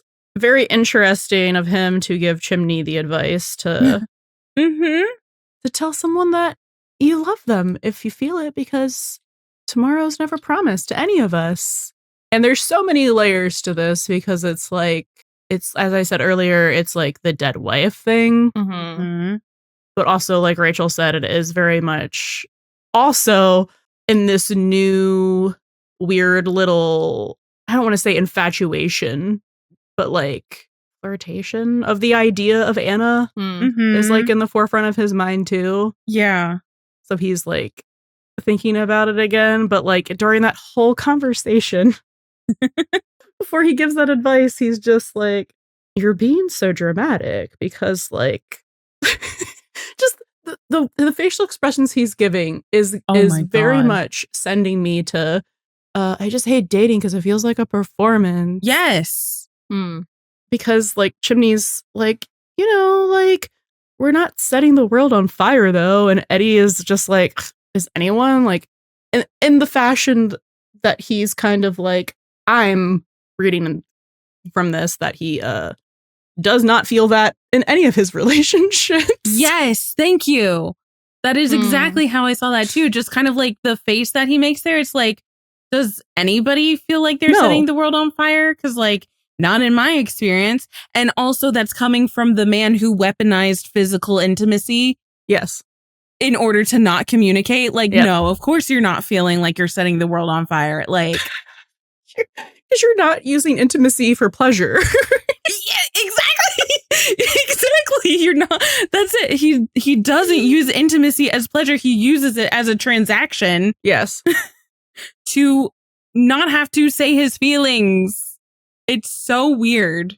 And then also when Eddie like does the little about how Chimney is taking it slow, it's like, I don't think you would know how to take it slow if your life depended on it. No, he is a U-Haul lesbian. No, exactly. Because like the thing that he's taking the slow is his relationship with Buck. But once he's not. Once he understands that it is a romantic relationship rather than platonic, it's 0 to 100. Like they're going to get married immediately. If you take intimacy out of that, he's still a U-Haul lesbian with Buck. Yes. Yeah. So it's just like, what are you laughing about?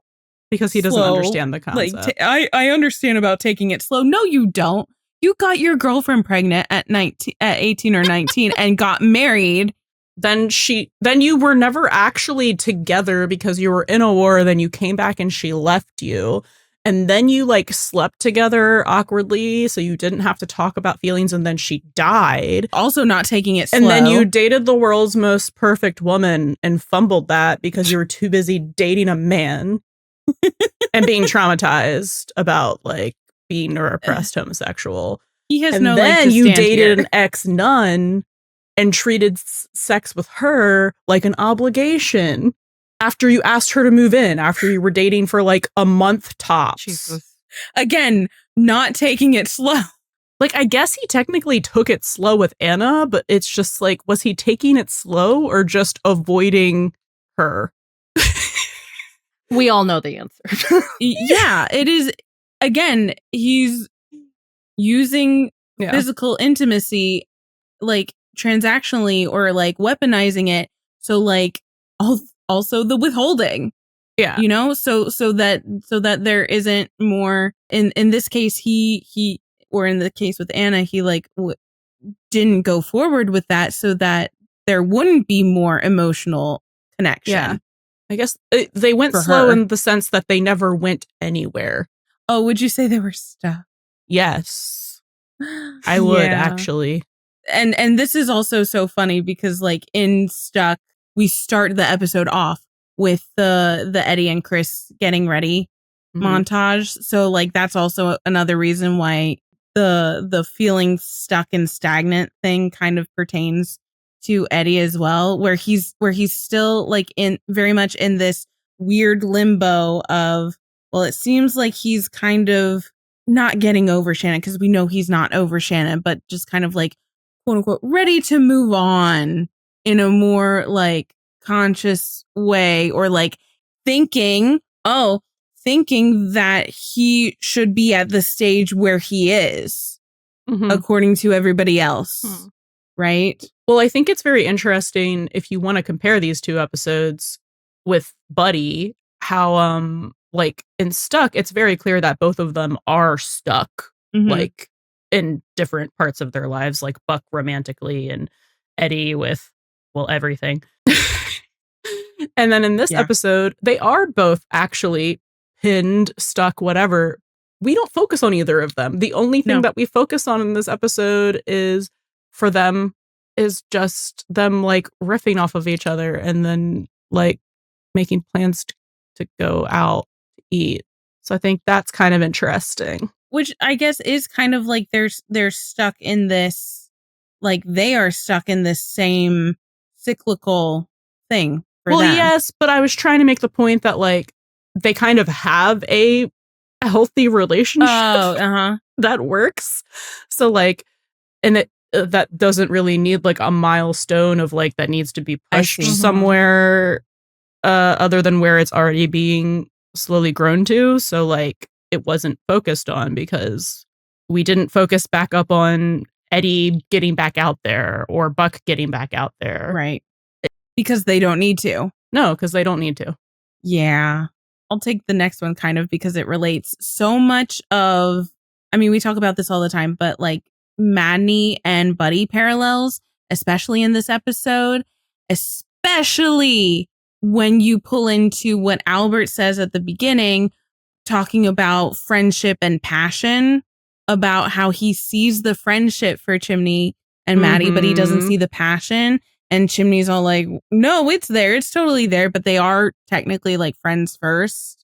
And so there's like the knowing you love them, finding the passion, and then crossing the line from friendships to lovers, which we see Maddie and Chimney do.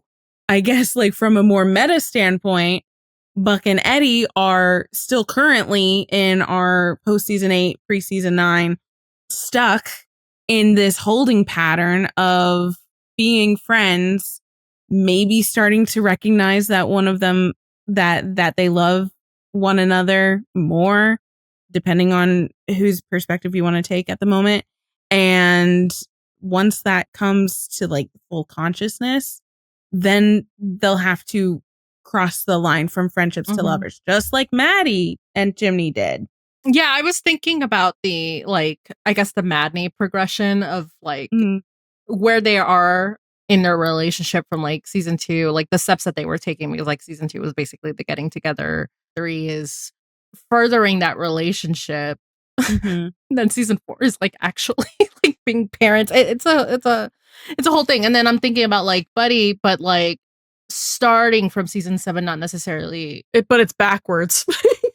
Because they did kid first. Yeah. Yeah, well, no, but the way I'm thinking about it is like the whole, because, you know, it feels like it's more intentionally planted starting at season 7. Because it really does depend on how you're looking at it. Oh, yeah. So like season structure. Yeah. Sure. I don't know. At this point, it's like, now I'm just rambling. I'm following. Well, so like with season 7, it just feels like it's just like a setup. Season 7, is it really planting the seeds yet? No, season 8 is more like planting the seeds, but like season 7 was kind of like a setup of where they are at relationship wise. And then season 8, we're heavily planting seeds. And then I feel like this is where I'm like, season 9, they got to do something, you know? Like season 7 was like, that's what you missed on Glee. Yeah. Yeah. But still, I think I see what you're saying. But like with season 7, I think they needed more steps because they have to do a little more work to make it clear that like Buck is bi and they still have to do more work to allow Eddie to have his realization. So it's not just like by default, two people who like each other get to get, like, they have extra hurdles to go over. But I think you're right in bringing it into the actual textual conversation with, the whole like Eddie was competition. I don't sleep with everyone I have feelings for. Would it be so crazy? In love with Eddie, la la la. Like, that is planting the seeds, laying the groundwork for them to build off. Yeah, so it's like, what point are we going to get to the crossing? Well, someone has to cross. I think that's my point. Like, someone eventually is going to have to cross a line. Can't define what that line is right now, but there is a line that needs to be crossed, like, soon. Mm-hmm. Rachel, I simultaneously remember and don't remember you actually talking about the 502 parallel. The Anna stuff, right? Oh, no, I didn't talk about that. Okay, no. I was like, I know that you started that bullet point. Yes. But I think we did not actually talk about that. No, we didn't. We did not. Going back to the locker room chat between Chimney and Eddie and Hen, when Hen is talking about like, oh no, the dreaded C word, you care for, like, Chimney cares for Maddie, like that's not how you feel about a significant other. To me, kind of sparked a little bit in 502 Desperate Times, like during the blackout, when Eddie has had the panic attacks and he knows that it's related to Anna. And Eddie says, yeah, he's just going to stick it out. And Buck sits him down, is like, that's not how you talk about someone that you're in love with. Yeah. So I thought while the verbiage isn't exact, it's very similar. It's similar. And because then Buck probes and is like, that's not how you talk about someone you're in love with. And Eddie's like, my kid loves her. So, which is like the exact opposite of Chimney being like, I do love her. Yes, exactly. That's the thing. So it's like, it's the best friend kind of bringing to light, like, you're not talking about the person that you're with in a way that actually illustrates how you truly feel. So whereas Hen bringing this up to Chimney brought Chimney and Maddie closer because he does love her, it has the opposite effect for Eddie because he used that again as a external push to help him like understand that he needs to break up with Anna. So it's just like a really interesting parallel that I thought was there. Like, it's that and paralleling what Albert said at the beginning of the episode, which is like, I see the friendship, but not the passion. Yeah, and just the fact that it's like one of the people who are closest to them bringing this into discussion because they have their like best interests at heart. Yeah, I just thought that was like a really interesting parallel. And I know we were saying that there's a lot of Chimney and Buck parallels, but I think this is a moment for a Chimney and Eddie. They're like antithesis parallels. Yeah.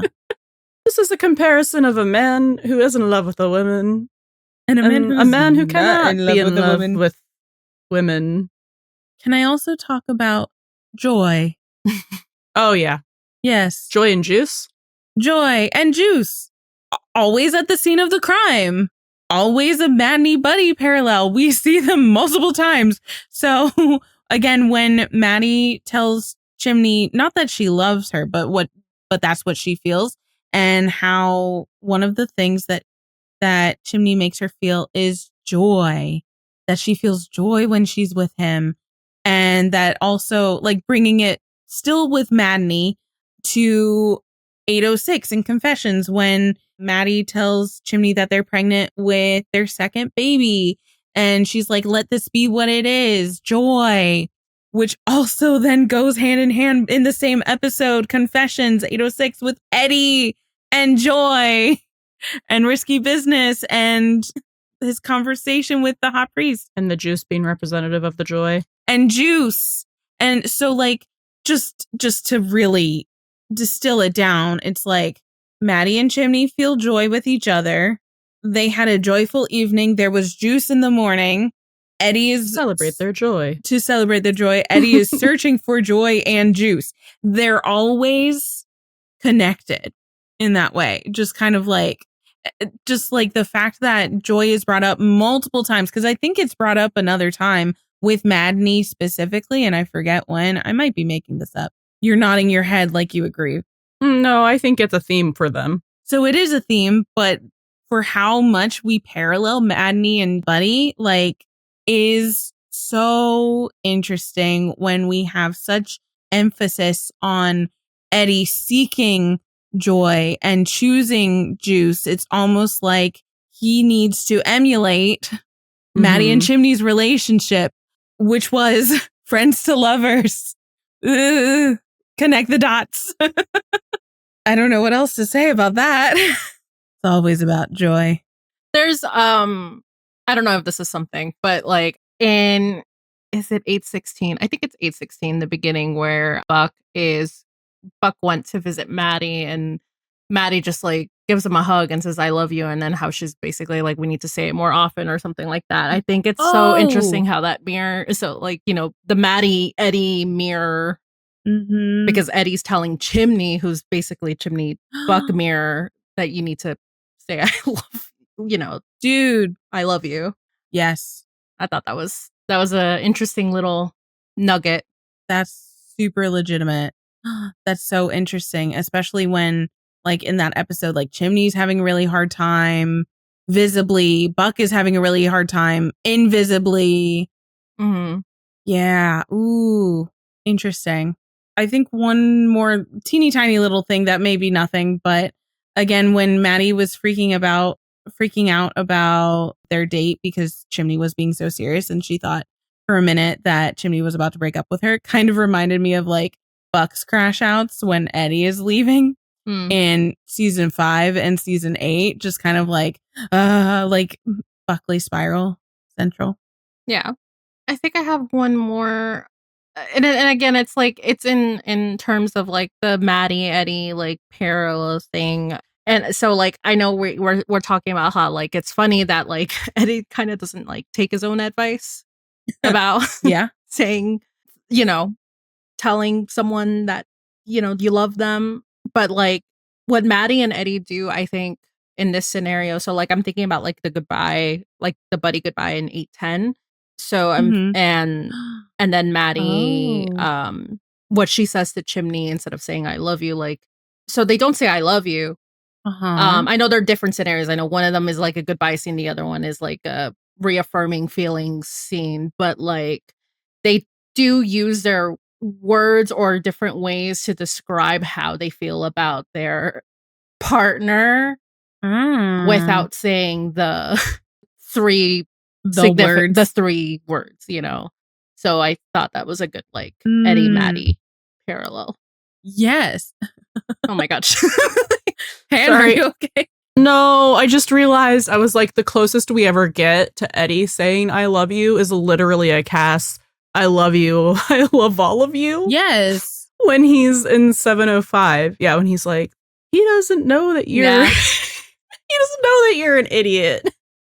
Once he does, he'll love you like we all do. Someone pointed this out on Twitter, I think, and that he's pointing at himself when he says. But that's the closest we get. Yeah. No, that is. And then in 810 we get, I hope you know you do matter to me. Bro.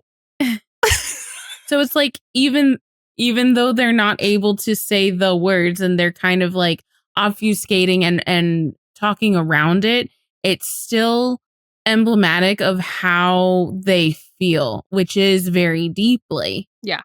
So that is interesting too. I think I have another parallel, but it's not Madney. It's a Buddie and Bathena parallel. Yeah, I love those. We also love.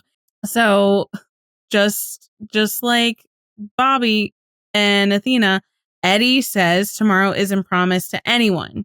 And that is so quintessential to Bobby and Athena's relationship again.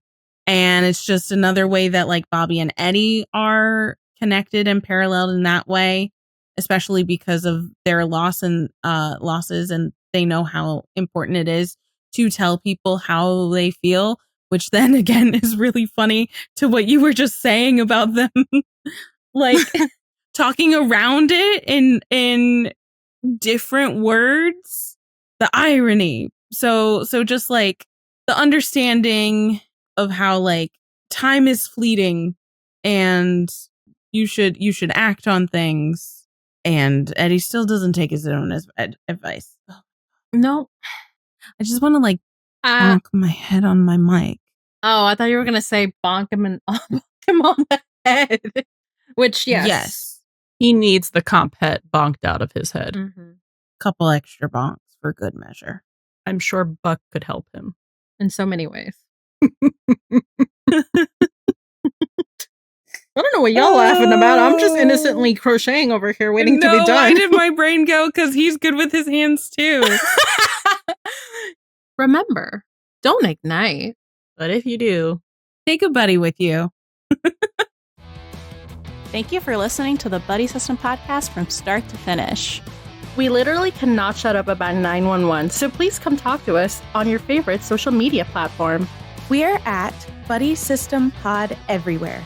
That's BUDDIE System Pod. Leave a 5-star review on Spotify or Apple Podcasts to get a personal shout out in the next episode. The Buddy System is a Nerd Virgin Media production featuring music from Divinity. Can't get enough of the buddies? Subscribe to our Patreon for access to exclusive content in our Discord community. Catch you next time, and don't forget, bring a buddy with you.